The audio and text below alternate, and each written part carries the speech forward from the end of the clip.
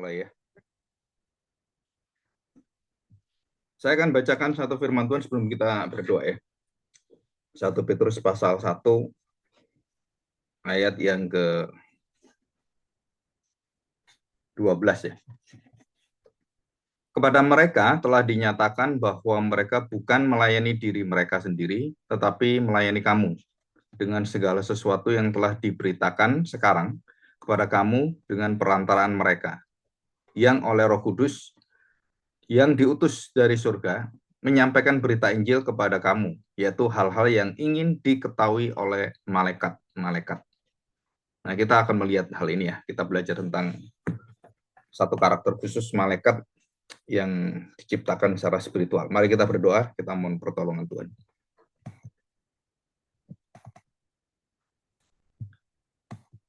Bapa, kami bersyukur di hadapan-Mu hari ini kami mendapatkan satu firman Tuhan yang bawa kami untuk mengenal tentang keberadaan malaikat. Dan kami percaya bahwa keberadaan malaikat itu berada dalam satu naungan dan kuasa dan dikendalikan, diciptakan oleh Tuhan. Dan malaikat diperuntukkan untuk melayani Tuhan dan juga melayani manusia. Dan malaikat juga memiliki keterbatasan walaupun lebih tahu dan lebih kuasa, lebih tercerahkan daripada manusia, tidak di dalam kebodohan, karena pengetahuannya sempurna. Tuhan pimpin kami supaya kami sungguh-sungguh bisa mengerti tentang satu hal yang berkaitan dengan sifat kejatuhan dari dosa para malaikat ini, yang juga melanda, menghampiri manusia secara umum melalui Adam dan Hawa. Terima kasih untuk waktu yang sangat indah ini. Tuhan pimpin kami, dan Tuhan berikan kami satu hati yang ingin tahu dan juga ingin taat kepada Engkau dan tunduk dalam seluruh hidup kami berdasarkan firman Tuhan. Terima kasih Bapa, di dalam nama Tuhan Yesus kami serahkan doa kami ini. Amin. Oke, kita hari ini belajar tentang satu sifat dari malaikat, dan salah satunya adalah, ini salah satunya ya, malaikat itu tidak bisa bertobat. Dan tidak ada catatan di dalam Alkitab bahwa malaikat itu bisa menangis. Ya, malaikat bisa memuji Tuhan, itu memang naturnya. Memuji Tuhan artinya beriang ya, bersukacita. Bersukacitalah malaikat itu ada. Tapi tidak ada dalam Alkitab malaikat itu dikatakan menangis dan bersedih hati.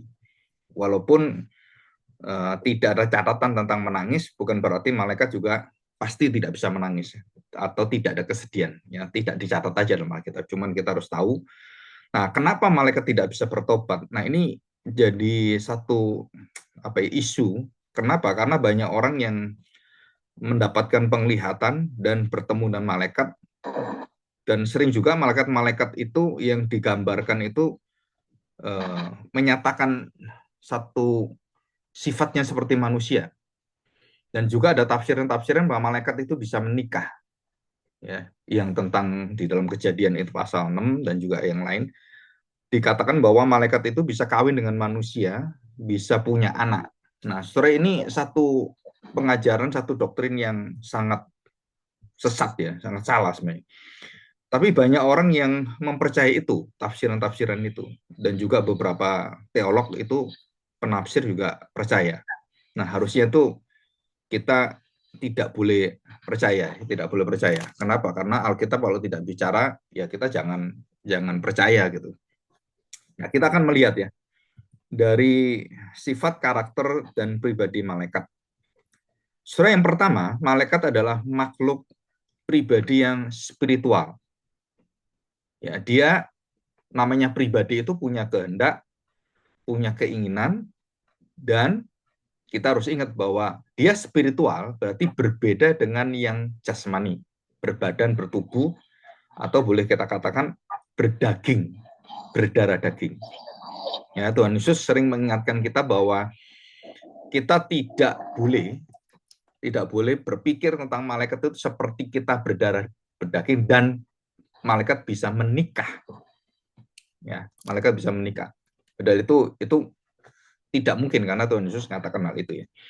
Jadi malaikat itu adalah makhluk spiritual, tidak berdaging, tidak berdarah, dan berarti karakter malaikat berbeda dengan karakter manusia, ada kesamaannya, punya kehendak, punya semuanya. Bedanya apa? Dia tidak bisa merasakan kesedihan seperti manusia. Jadi malaikat yang tidak jatuh dalam dosa itu dan juga yang jatuh dalam dosa, saudara tidak pernah dikatakan mereka itu kemudian menyesal terhadap dosanya, menangisi dosanya. Itu nggak ada. Ya. Nah, di dalam Kolose, kita akan lihat ya, dalam Kolose pasal yang pertama. Dalam Kolose pasal yang pertama. Kita akan lihat ya. Ayat yang ke-16. Saya bacakan dari ayat 15. Ia adalah gambar Allah yang tidak kelihatan, yang sulung, lebih utama dari segala yang diciptakan. Nah, segala yang diciptakan termasuk di dalamnya malaikat. Karena di dalam dialah yang telah diciptakan segala sesuatu yang ada di surga dan yang ada di bumi, yang kelihatan dan yang tidak kelihatan. Baik singgasana maupun kerajaan, baik pemerintah maupun penguasa, segala sesuatu diciptakan oleh Dia dan untuk Dia. Jadi ya dikatakan bahwa segala sesuatu diciptakan oleh Kristus. Jadi malaikat pun, semua malaikat diciptakan oleh siapa? Oleh Tuhan Yesus. Jadi dikendalikan oleh siapa? Tuhan Yesus. Dan kalau jatuh dalam dosa, dihukum oleh siapa? Tuhan Yesus. Karena dikatakan bahwa dikendalikan dan istilahnya diatur dan diciptakan oleh anak Allah, oleh Yesus Kristus. Nah ini penting ya. Kenapa? Karena banyak orang yang tidak percaya bahwa Yesus menciptakan segala sesuatu dan melalui Dia, melalui firman. Jadi Allah berfirman. Nah, itu firman itu adalah Kristus. Jadi Bapa mengeksekusi semua keinginannya itu melalui Kristus. Jadi kalau bukan Kristus nggak bisa melalui Kristus. Jadi bukan berarti Bapa tidak menciptakan ya, tetapi pekerjaan dalam Allah Tritunggal itu dibagi, ada ordonya, ada tata caranya. Bapa, Anak, dan Roh Kudus itu masing-masing punya bagian dan tugas. Dan semuanya di dalam tugas itu mereka berbeda, mereka pribadi berbeda, 3 pribadi berbeda, tapi mereka semua adalah ilahi, mereka semua adalah Tuhan Allah. Ya, tidak ada yang tidak Tuhan Allah, atau yang minor, mayor, atau yang lebih rendah, sub ya, sub itu artinya di bagian bawah. Enggak ada, sama persis, cuman pembagian tugas. Nah, banyak yang orang-orang yang berpikiran sesat itu ataupun terselewengkan dan juga nyasar, itu perbedaan pribadi menjadi satu perbedaan di dalam keilahian. Nah, sore itu banyak yang campur dan mereka tidak bisa ngerti. Ini pernah saya jelaskan di dalam bagaimana kita mengerti Allah Tritunggal dengan baik dan benar. Ya, jadi kita harus 2 poin yang penting, yaitu kepribadian Allah di dalam perbedaan dan keilahiannya, ketuhanannya yang sama. Anak, Bapa, dan Roh Kudus sama. Menciptakan, mereka juga ikut menciptakan. Jadi termasuk di dalam penebusan, mereka juga ikut dalam penebusan. Cuman yang menjadi manusia, yang menebus secara historis, bukan Roh Kudus. Karena Roh Kudus tidak punya badan, tubuh, darah seperti Kristus. Bapa juga sama. Jadi diserahkan pada anak yang menjadi manusia. Jadi Allah menjadi manusia itu adalah anak Allah. Anak Allah. The Son of God. Ya, the Son of Man. Nah itu penting ya. Jadi kita nggak pernah punya masalah dengan Tritunggal. Kenapa? Karena kita udah ngerti. Tritunggal itu bedanya apa? Trinya itu adalah di dalam kepribadian. Jadi Tritunggal. Tunggalnya itu apa? Semua pribadi itu adalah Allah. Nah, itu gampang sekali sebenarnya. Cuman banyak orang yang sulit. Oke, kita akan melihat. Jadi malaikat punya kehendak bebas. Dalam arti bisa memilih. Nah, pilihan malaikat waktu dia memilih, karena dia punya pengetahuan yang diciptakan dengan sempurna dan secara langsung itu diciptakan bukan seperti kita ada dari darah daging gitu kan. Jadi perbuatan malaikat dan pilihan-pilihan yang dibuat oleh malaikat yang dikehendaki berkonsekuensi, berakibat itu kekal selamanya. Jadi kalau dia sekali memberontak pada Allah, dia langsung tidak bisa balik. Tidak ada yang disebut sebagai penyesalan. Tidak ada di dalam hidup malaikat itu kemudian namanya menyesal. Kalau orang itu kan menyesal akhirnya ya sedih hati dan menangis gitu kan. Nah, malaikat tidak ada itu. Sedih hati kemudian menangis itu tidak ada. Tidak ada di Alkitab dijelaskan itu ya. Kita sudah tahu. Termasuk bukan hanya kitab suci kita ya. Semua kitab suci yang ada termasuk di dalam kitab suci yang lain, agama lain itu malaikat tidak pernah dijelaskan ada malaikat menangis. Nggak ada. So. Ya, kemarin saya coba searching semuanya tentang konsep-konsep agama-agama lain, semua agama besar itu tidak disebutkan dan tidak ada satu kitab suci, termasuk semua kitab suci yang ada, itu menyebutkan tentang malaikat yang menangis. Itu nggak ada. So. Tapi di syair ada malaikat sedih hati gitu kan. Nah, itu malaikat itu melambangkan wanita cantik. Seperti malaikat gitu kan. Waduh, ini angel gitu kan. Tapi bukan malaikat ya. Oke. Nah, kita sudah tahu bahwa kehendak yang bebas itu, yang diberi Allah itu tidak bisa berbalik karena sudah diciptakan dalam kesempurnaan, di dalam roh.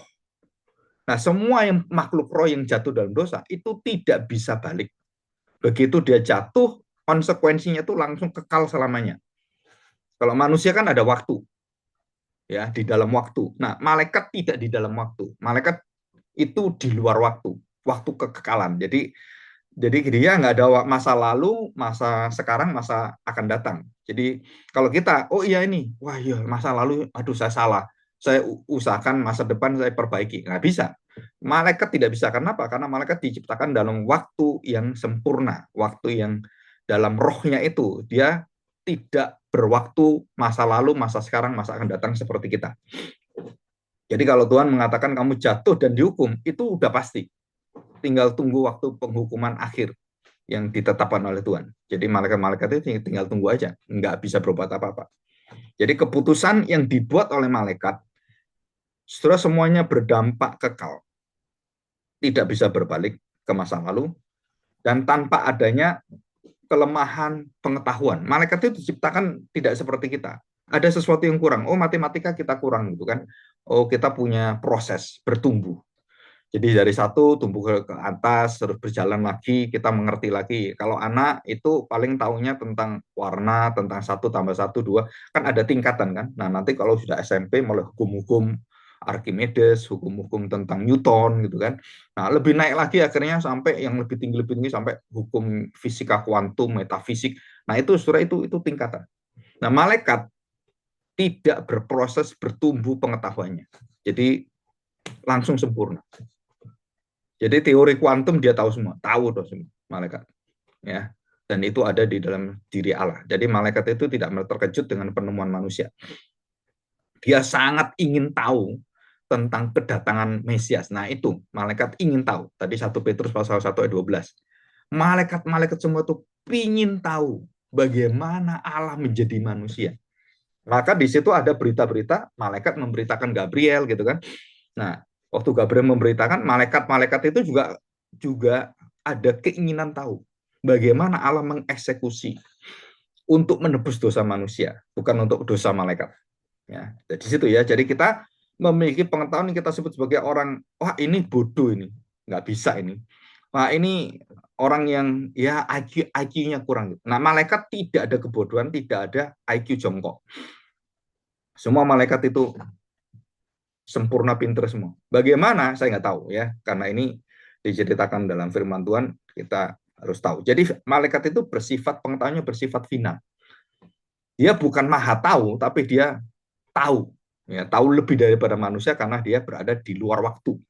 Di situ. Jadi sifatnya final, jadi pemberontakannya pun dalam pengetahuan yang final, pemberontakannya juga final.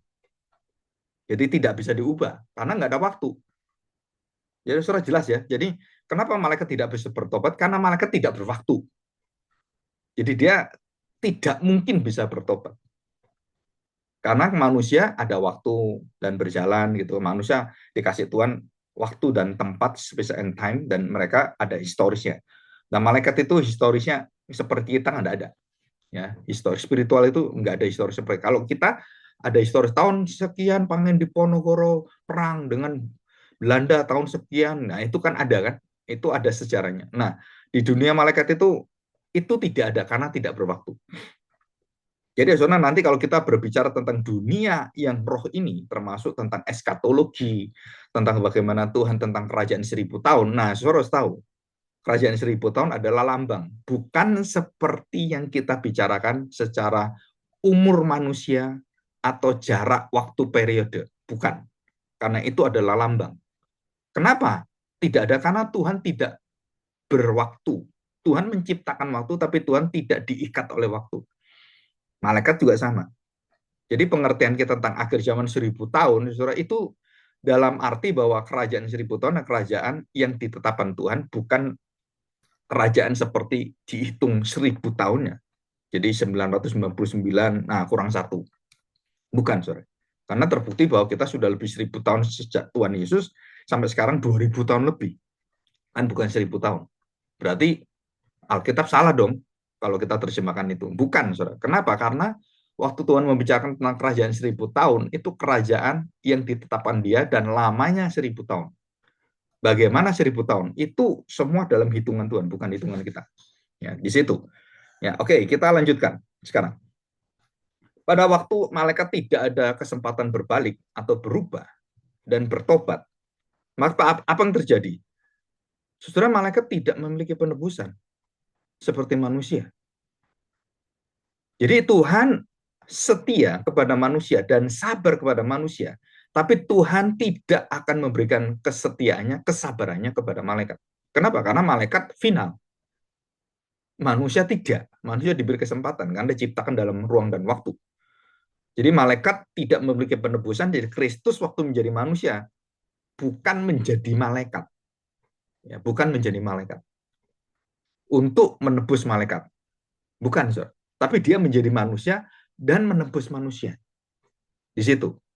Tuhan Yesus dengan malaikat di dalam dunia spiritual semua sama, ya kan? Maka waktu dia mau menebus dosa, itu hanya yang manusia, karena malaikat sudah final. Manusia diberi kesempatan oleh Tuhan dalam darah dan daging, berproses waktu, bertumbuh. Nah, ada kesempatan itu. Malaikat tidak.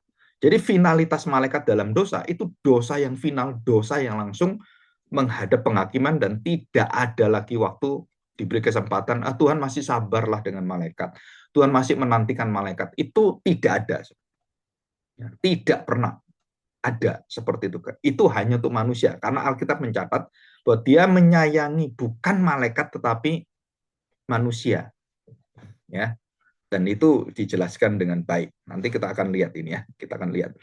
Nah, coba kita lihat di dalam Ibrani pasal 2.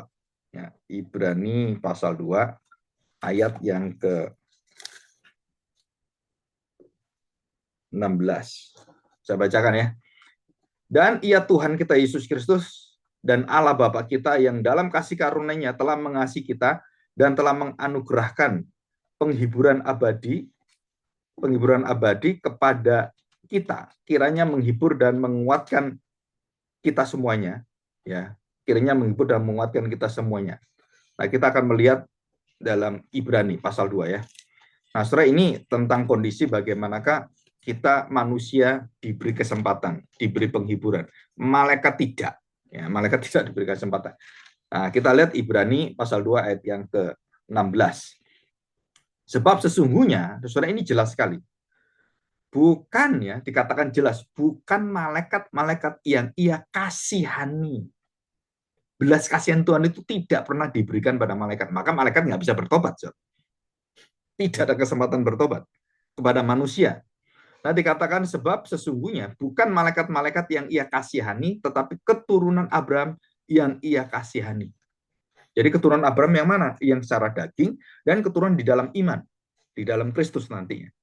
Jadi ini jelas ya. Jadi Tuhan tidak memberikan belas kasihannya kepada malaikat. Jadi dosa malaikat adalah dosa yang final dan tidak ada belas kasihan. Di akhir zaman itu akan terjadi. Malaikat dihakimi Tuhan dan sudah mendapatkan final dosanya, tinggal dibuang, saudara, itu akan bersama-sama dengan orang-orang yang ikut di dalam seluruh dosa yang sama dengan dosanya malaikat. Dosa yang final. Apa yang setara dengan dosa malaikat itu? Manusia bisa melakukan itu dan menuju ke sana. Iya. Dan saudara, yang pertama adalah mereka tidak menerima kasihan dari Tuhan, belas kasihan dari Tuhan. Mereka menolak kemurahan Tuhan. Mereka tidak mau bertobat dan mereka terus memberontak pada Tuhan. Mereka menghujat Tuhan, mereka mendustai Roh Kudus gitu kan. Nah, ini dosa ini sama dengan dosa final yang dilakukan oleh malaikat. Nah, kalau malaikat sekali melakukan, dia final gitu kan. Kalau manusia diberi kesempatan oleh Tuhan, terus berkali-kali seperti dosanya Babel, seperti dosanya Sodom Gomora, seperti dosanya Anes dan Safira, seperti dosanya Alexander tukang tembaga. Nah, saudara, jadi kita harus tahu bahwa dosa final itu malaikat tidak berproses seperti kita. Dan dia melakukan sekali dalam kekekalan, dia langsung jatuh. Jatuhlah malaikat itu kan, dibuang oleh Tuhan. Nah, kita waktu jatuh, Tuhan berikan kesempatan. Ada suara nabi-nabi, ada suara etika kebenaran, ada wahyu umum yang mengingatkan kita, ada kemudian hukum Taurat yang Musa terima dari Tuhan, dan ada hukum-hukum yang lain yang terus menyadarkan manusia bahwa manusia ini harus diatur, manusia tidak bisa menyelamatkan diri. Dan terakhir, anak Allah menjadi manusia, dan itulah yang dijanjikan Tuhan. Kamu akan mendapatkan, kalau hukuman final, dosamu final, maka yang final, maut ini, dosa yang final itu maut, maka maut, dosa maut ini menuju maut, harus dihapuskan dan ditelan oleh Kristus. Nah, finalitas dosa sudah diterima oleh Kristus, dan saudara perhatikan, orang yang percaya pada Kristus di dalam waktu dan dosanya, itu kemudian diberi kesempatan oleh Tuhan. Ya, diberi kesempatan oleh Tuhan. Dan mereka bertobat. Oke ya. Nah, bagaimana dengan malaikat, Pak? Waktu Tuhan menebus dosa manusia, tidak bisa. Kenapa? Karena malaikat tidak berdarah daging, tidak bertubuh. Tidak ada waktu, tidak ada pertumbuhan. Ya, saudara, di sini kita harus jelas. Kenapa Tuhan menyayangi manusia? Karena manusia diciptakan segambar dan serupa Allah. Dan malaikat tidak diciptakan segambar serupa dengan Allah. Bagaimana Tuhan menciptakan? Saya nggak tahu. Tapi yang diciptakan segambar serupa Allah itu hanya manusia. Yang dicintai Tuhan mendapatkan belas kasihan hanya manusia. Jadi pertobatan itu menunjukkan perhatian Tuhan dan satu kasih Tuhan kepada manusia. Pertobatan. Jadi kalau malaikat tidak bisa bertobat karena dalam kekekalan itu yang tidak berwaktu dia jatuh dalam dosa, tidak ada kesedihan, tidak ada tangisan, tidak ada pertobatan, maka secara otomatis, saudara, kasih Tuhan itu hanya diberikan kepada umat manusia. Jadi dosa final malaikat itu bisa terjadi pada manusia yang menolak Tuhan yang terus-menerus sampai akhir hidupnya. Jadi kesabaran itu masih diberikan, tapi malaikat enggak. Tapi dosanya ujungnya sama, ujungnya maut seperti malaikat.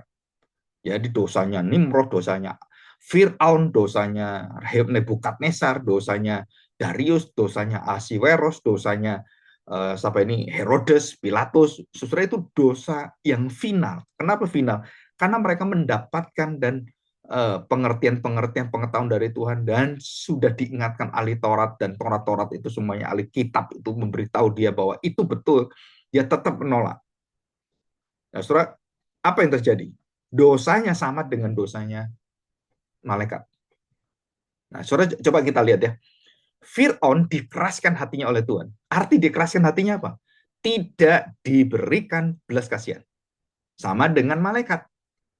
Jadi ada orang-orang tertentu, penguasa-penguasa tertentu yang bejatnya luar biasa, yang biadab, dan tidak pernah mau bertobat. Saudara, Tuhan kemudian katakan, aku keraskan hatimu. Aku tidak memberikan engkau kesempatan, tidak memberikan engkau dalam arti tanda petik bahwa kamu akan bisa bertobat. Jadi tujuan Tuhan memberikan tulah kepada Mesir adalah untuk membawa bangsa Israel keluar. Tapi untuk Fir'aun, untuk membinasakan Fir'aun. Kenapa? Karena sudah diberikan kesempatan, Fir'aun menolak terus.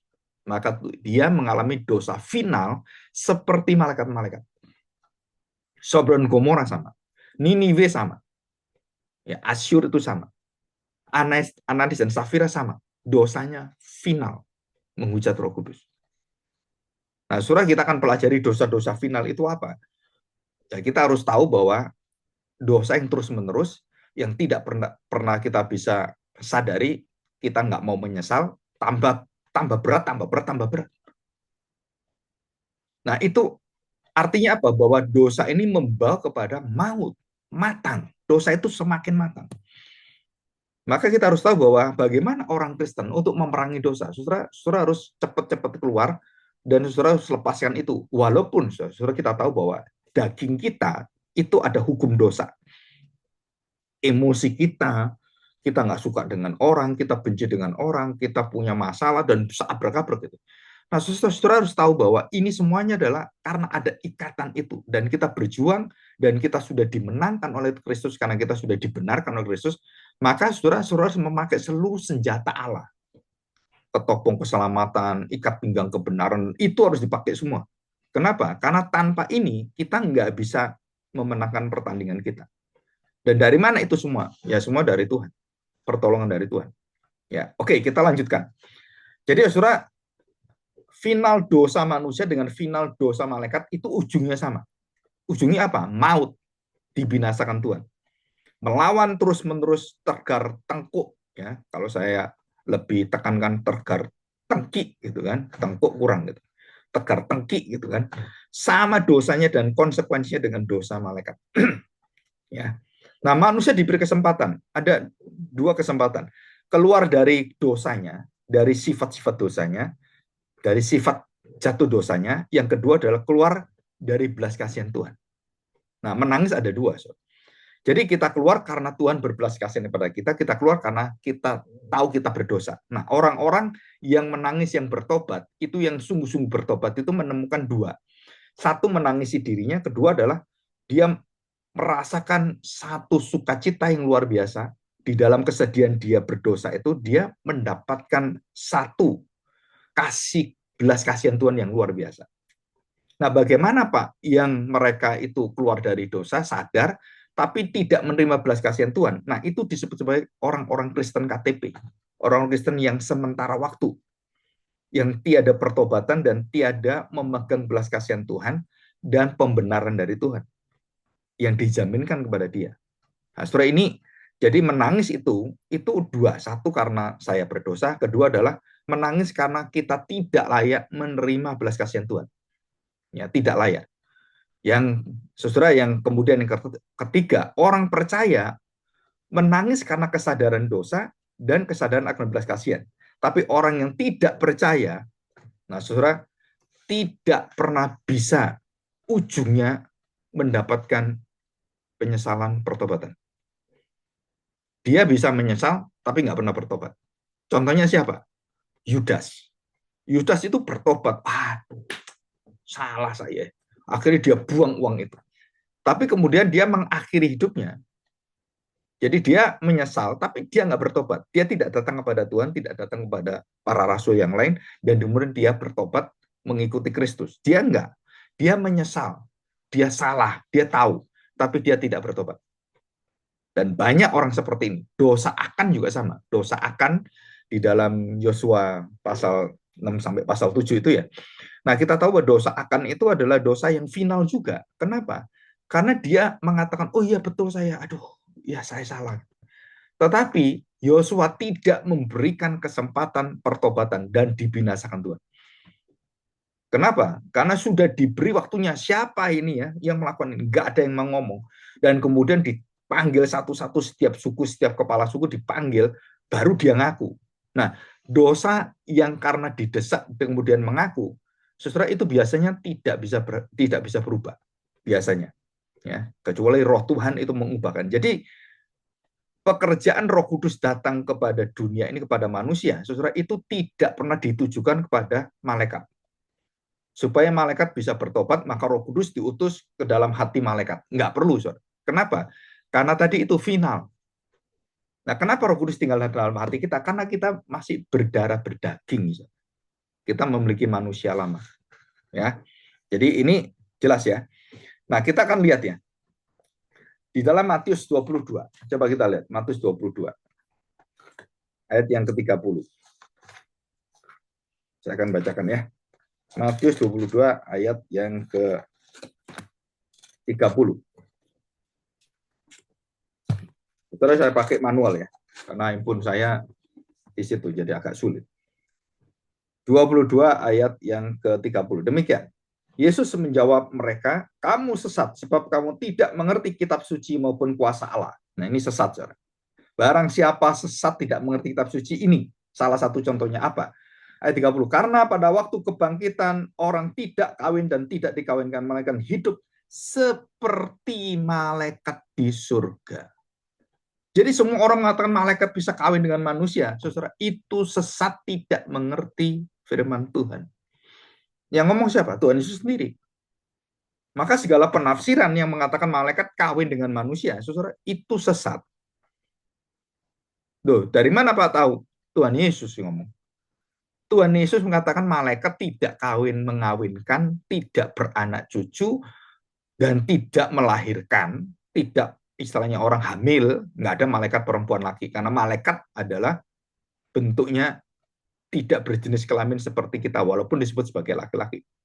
Tidak ada malaikat perempuan, itu nggak ada di Alkitab ya. Tidak pernah disebutkan kata gantinya itu perempuan. Nah, bukan berarti malaikat semua seperti kita berjenis kelamin. Bukan, saudara. Jadi malaikat itu tidak berjenis kelamin, saudara. Jadi jangan cari jenis kelamin malaikat. Kayak anjing kan bisa tahu, oh ini laki, ya ini tahu. Oh ini cewek, oh ini tahu kita kan. Dari apanya? Dari alat kelaminnya kita tahu. Malaikat, saudara, nggak bisa ngecek itu. Kenapa? Karena malaikat tidak kawin dan tidak berkelamin. Jadi jelas ya. Jadi malaikat nggak bisa punya seperti kita, punya sperma gitu kan, supaya bisa punya anak. Nggak ada, saudara. Loh Pak, itu penafsiran kan itu ada gitu. Ya itu penafsiran yang salah, yang tidak mengerti firman Tuhan dan sesat. Kan gitu kan, Tuhan sendiri yang ngomong gitu. Jadi ini jelas ya. Dan juga dalam Lukas ya, Lukas 20. Kita coba lihat Lukas 20 ya. Lukas pasal yang ke-20. Ayat yang ke-34. Demikian bunyi firman Tuhan ya. Coba bacakan. Jawab Yesus pada mereka, orang-orang dunia ini kawin dan dikawinkan, tetapi mereka yang dianggap layak untuk mendapat bagian dalam dunia yang lain itu dan dalam kebangkitan orang-orang mati tidak kawin dan tidak dikawinkan, sebab mereka tidak dapat mati lagi. Mereka semua seperti malaikat-malaikat dan mereka adalah anak-anak Allah. Nah, dijelaskan lebih dalam lagi oleh Lukas ya, ditambahkan. Apa ditambahkan? Dianggap layak mendapatkan bagian dalam dunia yang lain itu dan dalam kebangkitan, nah surah kebangkitan dari antara mati yang tidak dimiliki oleh malaikat-malaikat.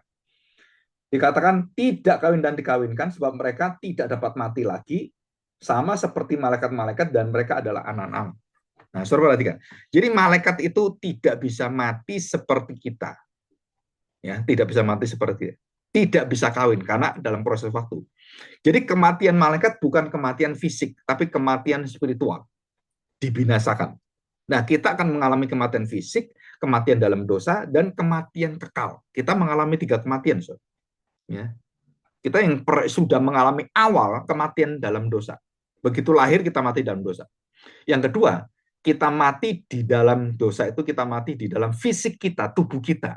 Karena dampak dari dosa, mati kamu. Kembali kepada debu, kepada tanah. Ya kan, dikatakan Tuhan. Dan yang ketiga adalah kematian yang kekal, dibinasakan selama-lamanya. Ini kematian bersama dengan malaikat. Ya. Jadi jelas sekali di sini katakan malaikat tidak bisa mati seperti manusia. Malaikat tidak mengalami kelahiran, tidak bersifat materi, ya, tidak bisa materi, dan malaikat tidak ada pertumbuhan. Wajah malaikat tidak seperti kita. Oh ini anak-anak. Jadi malaikat itu ada yang seperti anak-anak berterbang. Nah, saudara, kenapa saya pernah ada yang tidak terima gitu ya? Kenapa? Karena saya tidak percaya ada malaikat anak-anak. Kenapa? Karena tidak ada malaikat yang berproses, bertumbuh, nggak ada, saudara. Jadi nggak ada malaikat anak-anak, remaja, terus ini dewasa. Saudara, malaikat tidak mempunyai kerutan wajah. Jadi malaikat wajahnya itu tidak berubah. Ganteng ya ganteng terus, nggak pernah tua, nggak pernah lebih muda, karena dia diciptakan di dalam roh yang sempurna sebenarnya. Ya, nah saudara di sini dengan adanya kita belajar tentang doktrin malaikat ini, banyak yang keluar beredar, yang ada, yang kita dengar tentang malaikat, banyak kita salah. So. Tapi kita percaya, oh iya gitu. Kenapa? Karena kita nggak belajar, karena kita nggak tahu. Maka kenapa itu penting kita mengadakan pembinaan, terus kemudian persekutuan doa yang fokus kita adalah pengajaran firman Tuhan, karena itu satu-satunya menolong kita untuk kita supaya ditanam dalam firman yang kuat di dalam Kristus, dan dalam kekuatan kita bisa tahu begitu kita digoncang iman kita, kita punya basic dasar pertahanan itu yang tidak tergoyahkan, yaitu firman Tuhan. Jadi di dalam diri malaikat tidak ada hubungan perkawinan. Jadi malaikat A ketemu D kursus kawin. Karena malaikat tidak berjenis kelamin, tidak ada laki perempuan, nggak bisa kawin. Dan malaikat tidak punya rahim, nggak ada yang perempuan, nggak ada yang rahim. Saudara, itu semua ngaco semuanya. Jadi kalau ada yang mengajar malaikat punya anak, saudara, itu tidak mungkin karena itu melawan firman Tuhan.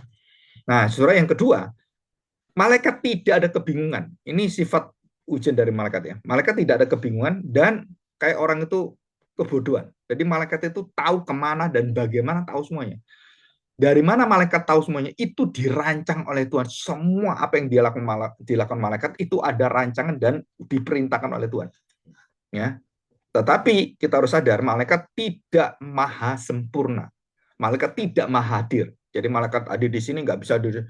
Saudara, itu ada keterbatasan. Ya, ada keterbatasan. Tapi kekuatannya, wah, luar biasa malaikat ya. Nah, oke, sekarang kita lihat sekarang ya.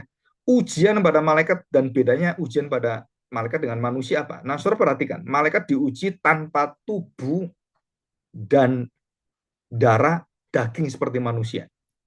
Artinya, malaikat itu bentuknya adalah bentuk spiritual. Jadi ujian itu datang karena dari dirinya sendiri, dan dia kemudian jatuh dalam dosa, karena dia sendiri yang mengingini, maka tidak ada pertobatan, tidak ada kesempatan. Kenapa? Karena dari kesadaran dia sendiri. Jadi Tuhan tidak menguji malaikat seperti manusia. Jangan makan pohon. Enggak, Sir. Di dalam dirinya yang sempurna itu, keinginannya, nah kita juga nggak tahu secara jelas ya, secara keinginan dia ingin bertahta seperti Allah. Begitu melihat Allah yang berkuasa luar biasa itu, dia kepingin sekali. Nah, keinginan itulah, saudara, itu langsung keinginan yang jatuh itu dosa yang sempurna. Ya. Ujiannya itu apa? Berasal dari keinginan dirinya sendiri yang paling dalam, dan dia jatuh. Nah, kalau manusia masih ada relasi, masih ada moralitas, masih ada etika, masih ada suara hati nurani semuanya. Malaikat tidak ada. Jadi jangan tanya, bagaimanakah etika malaikat? Moral malaikat sempurna. Enggak seperti kita. Jadi ngerti ya? Jadi kalau yang sempurna jatuh karena keinginan sendiri, nah sore itu langsung diempaskan Tuhan. Dan tidak diberi kesempatan. Nah, ini sifat ujiannya di situ ya. Jadi tentang malaikat, saudara, malaikat nggak bisa diingin-ingin dengan seperti kita. Nafsu seksual, kemudian kecantikan, terus tubuh yang ganteng gitu kan, terus kemudian perasaan-perasaan secara fisikal gitu kan, perasaan manusiawi, atau kita tawari malaikat, ini iblis aku berikan kamu, ini saya punya harta gini, bagaimana gitu. Enggak, saudara. Kenapa? Semua dunia ini milik iblis. Penghulu dunia ini adalah iblis. Jadi iblis yang menawarkan pada kita, mau kaya, ayo ikut saya. Mau kaya, persembahkan anakmu. Mau kaya, nah, kamu harus punya istilahnya itu tumbal gitu kan. Nah, itu iblis. Jadi manusia tidak bisa membalik itu kemudian menawari iblis. Iblis, kamu ikut saya. Kamu kan punya kuasa. Ini tak kasih uang, tak kasih ini. Nah, mau nggak kamu? Nggak bisa, saudara. Kenapa? Karena iblis yang punya diserahkan dunia ini jatuh itu, dia yang mengatur semuanya untuk dirinya sendiri. Jadi dukun-dukun itu pasti jalannya itu persis seperti iblis, menawarkan kekayaan dengan apa? Dengan mencabut nyawamu. Jadi bukan hanya uang sebenarnya, tapi mencabut nyawamu. Jadi iblis menawarkan itu. Jadi ujian yang diterima oleh iblis dan diterima oleh manusia, bedanya di situ. Ya, jadi bedanya di situ. Pak, apa pekerjaan malaikat? Dan kemudian apa sih yang kita harus tahu tentang malaikat? Bagaimana malaikat sifatnya semuanya? Saudara, semua sudah saya terangkan kan dengan jelas. Saudara, apa pekerjaan malaikat? Melayani Allah dan melindungi umatnya. Itu yang ditulis dalam Alkitab. Jadi malaikat itu jumlahnya berapa? Enggak terhitung, saudara. Apakah miliaran? Saya nggak tahu. Tapi malaikat itu dengan jelas dikatakan bahwa manusia itu dilindungi oleh malaikat. Manusia orang-orang percaya. Dan itu ada ayatnya. Dalam Matius pasal 4:11, Tuhan Yesus juga sama kan, dilayani oleh malaikat. Mazmur 91. Coba kita lihat Mazmur ya. Mazmur 91. Ini rada bagus ini ya. Ini waktu saya perjanjian lama, kuliah itu saya disuruh bahas ini. Dan kita betul-betul nggak pernah tahu gitu ya. Mazmur 91 ayat 11. Sebab malaikat-malaikatnya akan diperintahkannya kepadamu. Nah, kepada bangsa Israel. Ya, kepadamu untuk menjaga engkau di segala jalanmu. Ini kita belajar dari firman Tuhan ya. Jadi jelas sekali malaikat itu diperintahkan Tuhan untuk menjagamu. Menjaga apa? Keselamatan, perlindungan dari kuasa kegelapan itu. Nggak bisa menghantam. Termasuk mereka berada di tanah Goshen itu bangsa Israel. Kemudian beranak cucu luar biasa dan suburnya luar biasa. Walaupun mereka disiksa, dibunuh, terus kemudian dengan kejam kerja paksa gitu kan. Tapi tetap dikatakan bahwa ada malaikat yang melindungi mereka. Nah, surat perhatikan ya, ayat yang ke 12. Mereka akan menatang engkau di atas tangannya, supaya kakimu jangan terantuk kepada batu. Singa dan ular tedung tidak akan kau langkai. Engkau akan menginjak anak singa dan ular naga. Sungguh hatinya melekat kepadaku, maka aku akan meluputkannya, aku akan membentengnya, sebab ia mengenal namaku. Nah, seterusnya, bila ia berseru kepadaku akan menjawab, aku akan menyertai dia dalam kesesakan, aku meluputkannya dan memuliakannya. Dengan panjang umur akan ku kenyangkan dia, dan akan ku perlihatkan kepadanya keselamatan daripadaku. Jadi tugas malaikat apa? Melindungi keselamatan itu dari kekuatan roh-roh jahat.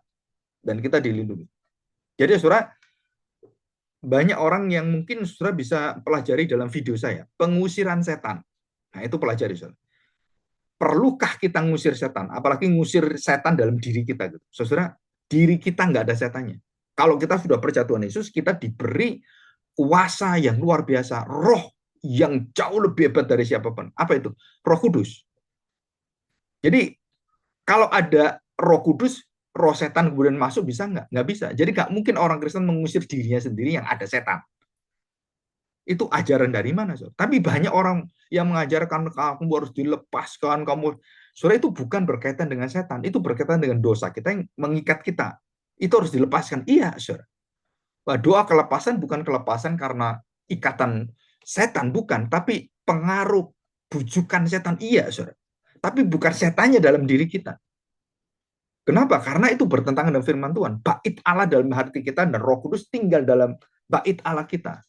Nggak mungkin, so. Mempengaruhi betul, menyeret kita betul, membujuk kita betul, merayu kita betul, tapi tidak pernah mendiami kita karena kita punya Roh Kudus. Nggak mungkin Roh Kudus dikalahkan roh jahat, nggak mungkin, so. Ya, jadi ini jelas ya. Semua pengetahuan ini jelas. Harus dalam Mazmur ini kita diberitahu bahwa kamu akan dilindungi dan aku perintahkan malaikat-malaikat itu melindungi engkau. Artinya setiap orang Israel itu dilindungi oleh Tuhan karena engkau di sini adalah bangsa Israel dan termasuk pimpinannya. Ya, jadi ini jelas sekali. Ya, oke. Yang terakhir, saudara. Ya, manusia dari debu tanah, sedangkan malaikat bukan. Manusia dari debu tanah dan dari roh Allah. Nah, saudara perhatikan. Waktu Tuhan menciptakan malaikat, apakah Tuhan menciptakan malaikat dari roh Allah? Kita nggak tahu. Bagaimana Tuhan menciptakan malaikat? Karena itu semua misteri. Ya. Tapi dalam Kejadian pasal 2, jelas manusia diciptakan di dalam kuasa roh Allah dan diberikan nafasnya, rohnya. Jadi manusia bisa menguasai bumi, manusia bisa memelihara, mencerminkan gambar Allah, menikmati hubungan intim dengan Allah. Sedangkan malaikat tidak memiliki hubungan intim dengan Allah seperti manusia. Kenapa? Karena hanya Allah menjadi manusia dan manusia kemudian menjadi seperti Allah, terjadi hubungan intim.